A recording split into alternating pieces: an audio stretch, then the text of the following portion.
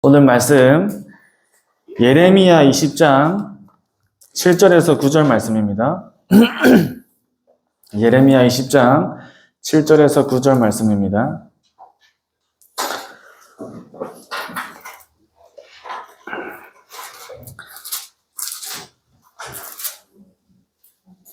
네, 다 함께 합독하겠습니다. 여호와여, 주께서 나를 권유하심으로 내가 그 권유를 받았사오며 주께서 나보다 강하사 이기셨으므로 내가 조롱거리가 되니 사람마다 종일토록 나를 조롱하나이다.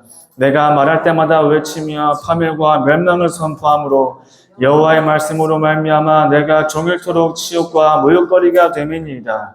내가 다시는 여호와를 선포하지 아니하며 그의 이름으로 말하지 아니하리라 하면 나의 마음이 불붙는 것 같아서 골수에 사무치니 답답하여 견딜 수 없나이다. 아멘.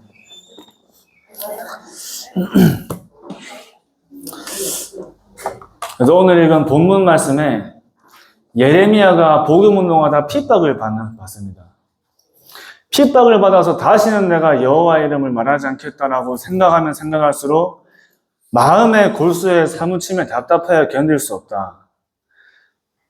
복음을 말하지 않고는 견딜 수 없는 하나님의 은혜가 예레미야에게 임한 거죠. 그러니까 저와 여러분들의 전도자의 삶이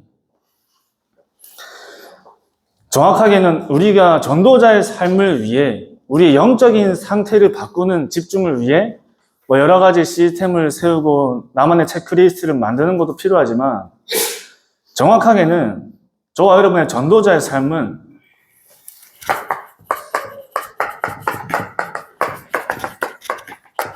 되어지는 전도자의 삶입니다. 이 되어지는 전도자의 삶이 지속되는 거죠. 예전에는 내가 다락방도 20개, 30개 뛰다가 요즘에는 한 개도 힘들고 이제 그런 얘기도 한 번씩 들었는데 물론 그게 나쁘다, 잘못됐다 그런 게 아닙니다.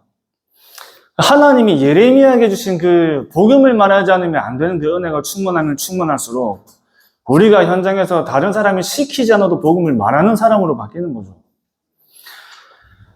그래서 내가 정말 이 복음 속에 이 그리스도로 우리의 인생이 이제 모두 시작된 거죠. 모든 시작이 그리스도로 시작된 겁니다. 우리의 진짜 인생이 시작된 게 언제부터냐? 하나님은 영원 전부터 계획하셨지만 우리 인생의 시간표는 그리스도를 만나고 시작된 거죠.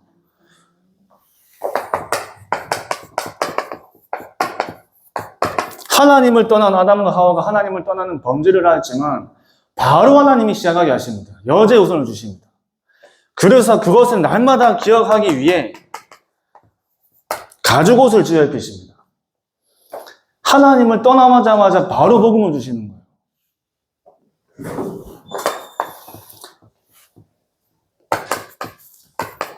하나님이 노아에게 방주를 지어라 하시면서 이 방주가 그리스도죠, 그리스도. 방주 안에 들어가면 다 사는 거죠. 그 그리스도 안에 들어가는 방주의 언약을 주시면서 노아가 실제 시작된 거죠.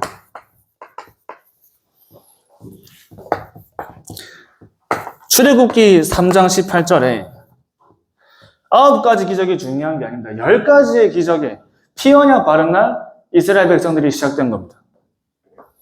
피 언약 바른 날. 진짜 이때부터 시작된 거죠. 처녀가 잉태하여 아들을 낳을 것이요 그 이름을 임마누엘이라 하리라. 그 이사야서에 기록된 복음의 말씀을 다니엘과 사드락, 메삭, 아벳느고, 에스더와 모르드게 같은 제자들이 보고 실제 바벨론의 현장을 살리는 시작이 된 겁니다. 그래서 마태복음 16장 16절에 주는 그리스도시요 살아계신 하나님의 아들이십니다가 정말 복음으로 완전 담당 그때부터 초대교회가 시작된 겁니다. 우리의 인생이 어디서 시작되었냐 할 때 그리스도로 시작된 거죠. 그러면 이 그리스도가 저와 여러분 안에 이 그리스도의 은혜가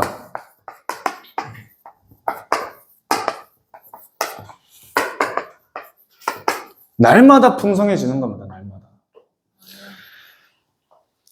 잠깐 누리는 복음이 아니라, 잠깐 은혜 받은 복음이 아니라, 죽는 날까지 복음을 생각하고 복음을 말하면 우리 안에 구원의 감사와 감격이 일어나서 복음을 말하는 현장에 핍박받으며 진짜 죽도록 괴롭게 하던 그 사람, 복음도 안 듣고 만날 때마다 핍박하는 그 사람이 다시는 저 인간한테 복음 안 말해야겠다, 이제. 지옥이나 가라 생각할 수 있죠. 근데 마음에 그래도 그 사람에게 복음을 말하지 않으면 안 되는 답답한 마음이 예레미야에게 있었던 겁니다. 어떤 목사님 포럼 하시는데 전교인 수련회를 간다고 어떤 다른 경중과 버스를 대여해서 가는데 그 어떤 버스 이제 안내하시는 여자분하고 싸웠대요. 욕하고 싸웠다 하더라고, 목사님이 성도님들 앞에서. 욕하고 싸웠는데 싸우고 복음 전하고 영접시켰다 하시더라고요. 싸운 건 싸운 거고 그 사람이 복음 필요한 건 복음 필요한 거고. 그러니까 우리가 아무리 많은 사람들을 만나고 막 어렵게 하죠. 이제 복음 말하면 핍박받는 시대에. 그래도 그 사람들에게 내가 복음을 말하는 건 상관없어야 됩니다. 그래도 그 사람이 영혼 사랑하는 그 마음속의 사람에게 구원의 응답이 내 삶 속에 일어나는 일하고는 상관없어야 되죠. 예레미야가 너무 핍박을 받아가지고 하나님 이제 안 말하겠습니다 하는데 그런 생각을 하면 할수록 마음이 답답한 거예요.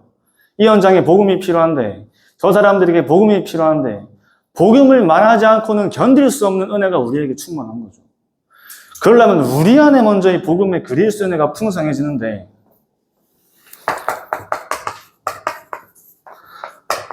그 생명의 복음입니다. 생명의 복음. 우리가 받은 이 복음이 생명의 복음입니다. 그럼 복음에는 생명력이 있죠. 생명력. 점심 맛있게 배부르게 드셨죠, 이제. 저녁도 먹어야 되거든요. 점심 배부르게 먹었으니까 저녁 안 먹어야겠다 하시는 분 한 분도 없습니다. 생명이 있으면 여러분 저녁만 굶어도 밤에 야식 드시잖아요. 안 먹어. 근데 그 야식 중에 또 맛있는 게 또 라면 아닙니까? 라면. 뭐 라면이든 쌀이든 뭐든지 간에 배고플 때 먹는 밥이 제일 맛있는 밥이라고. 또 드셔야 돼요. 또 드실 때 그거 아는 맛으로 먹는 사람 한 명도 없을 겁니다.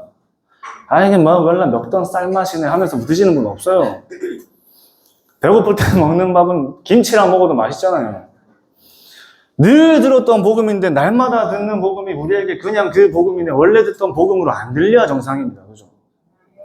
우리가 하나님의 자녀가 되고 이 복음을 받아서 구원의 감사와 감격이 우리에게 있었다가 사라지는 게 비정상이에요. 계속 일어나야 되는 게 정상입니다. 그러니까 오늘 우리가 하나님이 나와 함께 하시고 오늘 그 그리스도가 나와 함께 하시고 멸망받을 수밖에 없던 나의 영적인 상태가 복음으로 새롭게 시작되는 이 은혜 속에 다른 많은 나를 어렵게 힘들게 만드는 조건과 환경이 많을 수 있지만 오늘 나와 함께 하시는 그리스도로 다 끝나고 충분할 수 있는 은혜가 우리 안에 들어있는 겁니다. 또 어떤 사람을 만나도 어떤 현장에 가도 내 안에 그리스도의 은혜가 풍성한 사람은 복음을 말하지 않으면 안 되는 은혜가 임하는 거죠. 그 그리스도가 빛 되신 그리스도이기 때문에 전에는 우리 삶이 흑암, 혼돈, 공허에 잡혀 살 수밖에 없었는데 빛으로 찾아오신 그리스도가 우리 안에 함께 있어서 우리의 인생 전체를 밝혀주신 겁니다. 죽을 수밖에 없고 어두운 과거, 오늘, 미래를 완전히 그리스도께서 다 밝혀주신 거예요. 그래, 이제 내가 옛날에 어떻게 살아야 되지? 어떻게 내가 해야 되나? 어떻게 살아야 되나? 많은 고민을 하지만 길 되시는 그리스도가 우리와 함께 하시기 때문에 그분이 나의 구원자시요 나의 인생의 주인이시기 때문에 이젠 맡기고 사는 인생으로 바뀐 거죠. 허물과 죄로 죽은 너희를 살리셨도다. 과거에 영적으로 죽은 나를 살리시고 이 세상 풍조를 따르며 공중 권세 잡은 자를 따르니 복음 없었을 때 우리의 삶이 늘 제사 드리고 우상 숭배하고 종교 생활을 하던 그 인생에서 완전히 끝나고 늘 불안과 염려 속에 살아야 하는 우리의 미래에 완전히 세계복음화의 증인이라는 언약을 주셔가지고 무엇을 위해 어떻게 살아야 하는지에 대한 모든 길을 안내하신 그 복음을 우리에게 주신 겁니다. 그러니 이제 견딜 수 없는 은혜가 우리에게 임하죠. 견딜 수 없는 은혜. 견딜 수 없는 구원의 감사와 감격이 우리에게 잠깐 있다 끝나는 게 아니라 매일매일 생명이 우리 안에 생명의 복음이 있기 때문에 저와 여러분은 살아있는 하나님의 자녀이기 때문에 생명의 복음을 들으면 들을 때마다 말하면 말할 때마다 새롭고 힘되고 답이 되고 은혜가 되는 겁니다. 그래서 저도 이제 내가 방황하고 막 살다가 복음을 회복하고 진짜 내가 복음을 전해야겠구나. 앞으로 복음 전하는 인생을 살아야겠구나. 그래가지고 제가 길 가는데 노숙자 할아버지 보이시길래 할아버지한테 가가지고 할아버지 저는 교회 다니는 청년인데 할아버지 예수 믿으시면 됩니다. 할아버지가 우리 집은 4대째 불교 집안이다 이러시면서 5대째는 기독교 집안 하시면 안 됩니까? 5대째는 기독교 집안 하시면 안 됩니까? 이러시고 막 할아버지가 가라 하시고 도서관 들어가니까 덩치 큰 아저씨가 옆에 앉으셔가지고 저는 교회 다니는 학생인데 혹시 교회 다니십니까? 부터 시작해서 막 우물쭈물하니까 옆에 덩치 큰 아저씨가 듣다가 답답하셔가지고 전도를 할 거냐 말 거냐 물어보시더라고요. 전도를 할 거냐 말 거냐 하길래 전도를 하려 하는데 교회 다니신다 하더라고요. 그럼 진작 얘기하지.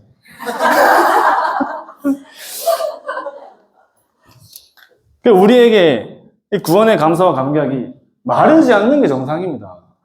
이게 안 마르는 게 우리에게 최고 응답이에요. 이게 최고 은혜죠.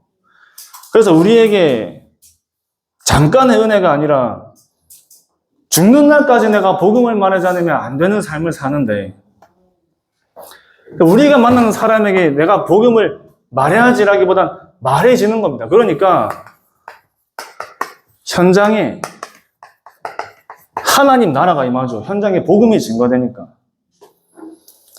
그렇게 내가 복음을 말하지 않고는 견딜 수 없는 이 갈보리산의 은혜가 나에게 막 일어나는데 어떤 사람들이 복음을 듣기도 시작하고 또 복음을 듣는 사람 중에 이제는 난 계속 이 복음 듣고 싶다는 사람들이 만나지니까 다락방 문이 열리는 거죠.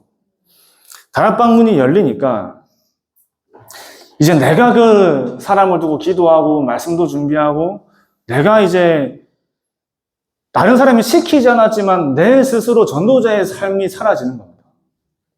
오늘 내가 가는 현장 속에 하나님의 말씀이 나에게 필요해지는 거예요. 옛날엔 그냥 갔는데 이젠 말씀이 있어야지 내가 갈 수 있어요. 그러니까 전도가 개인화되니까 이 전도의 개인화가 뭐 복잡한 게 아니라 내가 이 은혜 속에 있으면 따라오는 게 전도의 개인화 응답입니다. 내가 많은 사람에게 말하게 되고 기도하게 되고 현장에 복음을 말하게 되니까 전도자의 삶이 개인화되는 거죠, 이제. 아무도 안 시켰는데 강단 말씀으로 하루를 시작하고 아무도 안 시켰는데 현장을 두고 내가 기도가 되어지고 아무도 안 시켰는데 오늘 이 사람을 두고 내가 기도가 되어지기 시작하는 겁니다. 그러면서 오늘의 말씀과 기도와 전도로 확인하게 되는 사모늘이 개인화되기 시작하는 거죠. 그러니까 누가 시켜서 힘들게 하는 게 아니라 나에게 이 은혜가 일어날 때 오늘 나와 함께 하시는 그리스도로 내가 충분하고 만족되고 은혜가 되어지면 현장을 살리는 응답은 따라오는 거죠. 그래서 훈련을 많이 받았다고 그 기준도 아니잖아요. 진짜 복음의 은혜와 감사가 넘치는 사람들은 그냥 막 가요. 오늘 목사님 말씀하신 것처럼 저도 이제 어머니 옆에서 택시 기사한테 복음 전할 때 저 부끄러웠던 적 있었거든요. 다 있는 것 같은데, 애들은.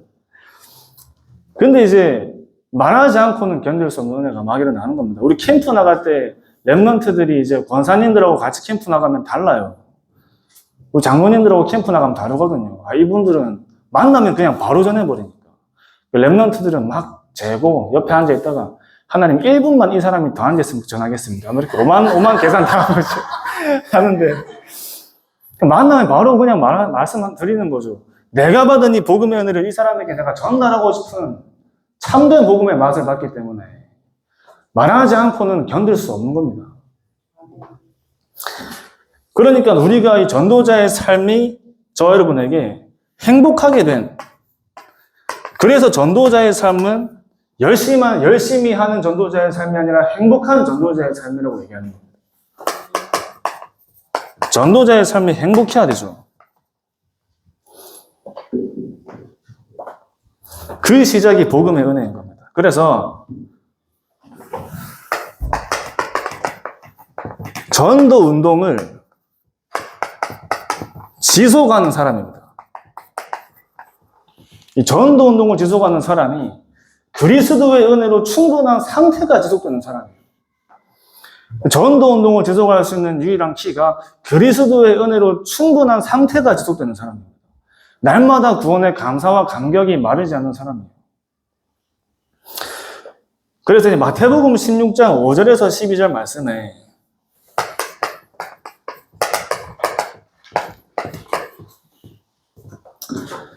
이제 예수님께서 제자들에게 하시는 말씀이 너희는 삼가 바리새인들과 서기관들의 누룩을 조심해라 이렇게 말씀하십니다. 바리새인들과 서기관들의 누룩을 조심해라. 그러면서 이제 유교병과 무교병이 많이 나옵니다. 하나님 앞에 예물을 드리는 병이 무교병입니다. 유교병과 무교병의 차이는 유교병에는 누룩이 들어있고 무교병에 누룩이 안 들어있어요. 그 누룩이 들어있는 것은 발효된 빵이고 맛있어요. 대신 빨리 상해요. 빨리 상합니다. 그래서 이스라엘 백성들 광야 갈 때 유교병이 아니라 무교병을 들고 가라 하나님이 말씀 주신 겁니다. 일주일 동안 그 더운데 들고 가도 상하지 않아요. 대신 맛이 없어요. 유교병에 들어있는 빵보다. 발효되고 누룩이 들어간 유교병보다. 근데 하나님이 누룩을 비유하시면서 바리새인들과 서기관들의 누룩을 조심하라 말씀하신 이유는 우리도 모르게 이 은혜를 내가 잠깐 잃어버리면 내 귀에 듣기 좋은 메시지가 더 들려요, 이제. 내 귀에 듣기 좋은 메시지. 뭔가 나에게 좀 더 새로운 메시지. 그러니까 이제 복음 메시지가 점점 시시해지는 겁니다. 유교병에 들어있는 빵이 무교병에 들어있는 빵보다 더 맛있어지는 겁니다. 복음 메시지보다 바리새인들과 서기관들이 주는 메시지가 더 달게 느껴지는 거죠. 그래서 예수님께서 바리새인들과 서기관들의 교훈을 조심해라. 그 말씀은 죽는 그날까지 복음 메시지로 충분해라 그 말입니다. 근데 무교병에 들어있는 빵의 특징이 씹으면 씹을수록 고소하다 하더라고요. 들으면 들을수록 우리에게 살아나는 복음의 은혜가 그 비유를 유교병과 무교병으로 말씀하신 겁니다. 그래서 무교병에 들어있는 빵은 변질되지 않아요. 복음 메시지를 들어야 우리에겐 변질되지 않습니다. 다른 메시지, 새로운 메시지, 내 귀에 듣기 좋은 메시지가 아니라 바리새인들과 서기관들이 주는 교훈이 아니라 저와 여러분들이 최고의 영적인 상태를 만드는 길도 복음 메시지로 충분한 거죠. 들으면 들을수록 은혜가 되고 들으면 들을수록 답이 되고 들으면 들을수록 힘이 되어지는 이 복음의 은혜 속에 저 여러분들이 평생 지속할 수 있는 전도운동의 비밀이 이 속에 들어있는 겁니다. 그래서 날마다 저와 여러분들이 힘이 되고 살아나고 또 전달할 복음이 마태복음 16장 말씀에 주는 그리스도시요 살아계신 하나님의 아들이십니다. 예수가 그리스도십니다. 오늘도 그 그리스도가 나와 함께 하시고 나의 모든 인생을 이끌어 가시는 그 복음과 은혜를 날마다 누리는 거죠. 다른 게 들리고 다른 게 좋은 게 아니라 우리에게 날마다 복음의 은혜가, 그 복음 메시지가 우리에게 차고 넘쳐서 날마다 이 은혜가 차고 넘쳐서 마르지 않는 구원의 감사와 감격 속에 내가 이 복음을 말하지 않고는 견딜 수 없는 은혜 속에 저 여러분들의 삶이 변화되어지고 현장이 변화되어지는 줄 믿습니다. 한 주도 되어지는 전도자의 삶이 우리가 죽는 날까지 지속되어지는 그 중요한 증인의 축복을 누리시기 바랍니다. 기도하겠습니다. 하나님 아버지 감사합니다. 우리를 하나님의 자녀로 전도자로 불러주시며 감사드립니다. 평생을 사는 동안 우리 안에 함께 하시는 그 그리스도의 은혜가 풍성하게 하시며 이 그리스도의 은혜로 하나님 우리가 하는 모든 현장과 만남 속에 유일한 길 되신 빛 되신 그리스도를 전달하는 증인의 삶을 누리게 하여 주시옵소서. 살아계신 예수 그리스도 이름으로 기도합니다. 아멘. 감사합니다.